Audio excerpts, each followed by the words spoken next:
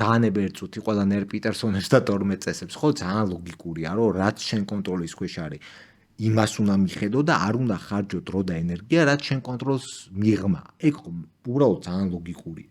აი ყველაფერზე თავი გაანებო, ხო, ეგრეა. ლოგიკურია, ეგრეა და ამავდროულად პრობლემა რატომ არის მაგისი, რომ ეგ ითხოვს შენ პასუხისგებლობის აღებას.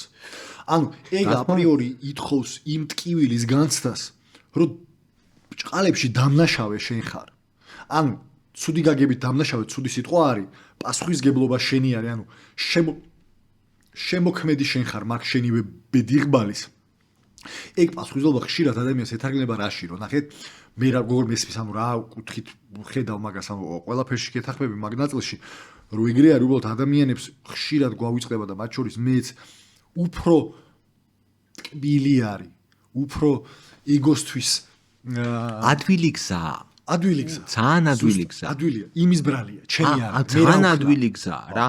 უბრალოდ იმდენად ალოგიკური გზაა, აი მე მაგაზე მჭირს უფრო ალბათ ეს გაჭედვა, ან სხვას ვერ ვიტყვი რა.